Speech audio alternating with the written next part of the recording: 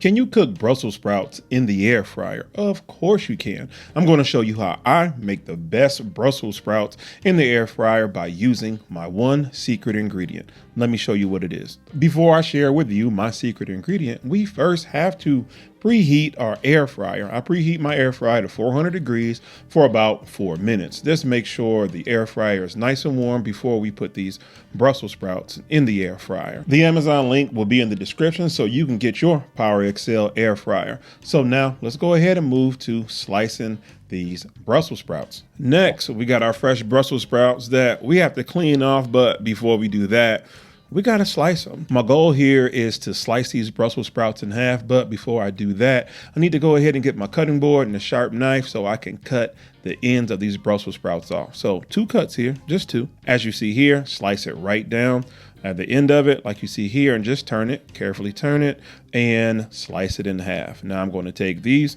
2 halves and set them in my strainer. I'm gonna show you another example here. Again, it's just 2 cuts.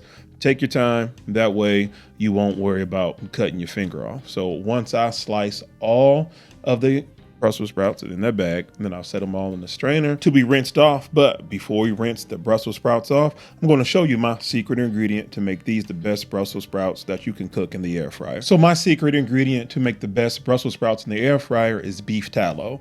You can click the link in my description to get a refresher course on what beef tallow is and how I make it. But you want to take some beef tallow and put it in the microwave until it melts. So what I do next, now, since I got the beef tallow warmed up, I just set the beef tallow over to the side while I rinse these Brussels sprouts out. So now that I got these Brussels sprouts in the sink, and just get some cold water and rinse it out. If you have a big bowl like you see here, I just pour the rest of the Brussels sprouts in the bowl. And now I get that beef tallow, as you see here, and just drizzle it upon the Brussels sprouts. You want to make sure you use your hands to toss it around, or a spatula if you don't like to get your hands greasy. Now that I got my Brussels sprouts cut and oiled, it is time to spray the air fryer with some non-stick cooking spray. Next, I want to dump all the Brussels sprouts into the air fryer and just toss them around to make sure they're even in the air fryer. Next, I want to put the Brussels sprouts in the air fryer, set the timer for 12 minutes and the temperature to 370. After 12 minutes, it's time for me to check the Brussels sprouts for tenderness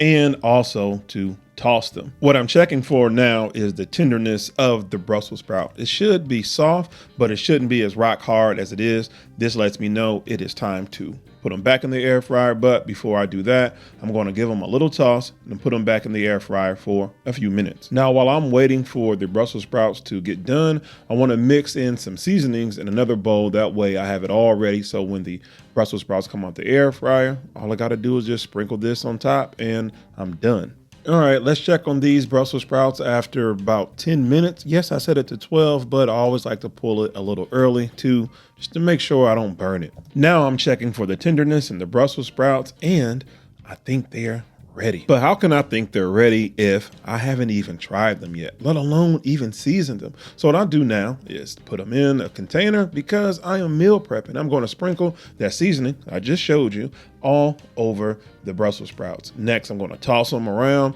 and then I'm going to give them a try. I'm not the biggest fan of Brussels sprouts, but I can say these turned out spectacular. Since I'm meal prepping, the last step I need to take is to put a lid on it, label, date it, and then put it in the refrigerator for later. For more meal prep videos, you can choose any video that you see here.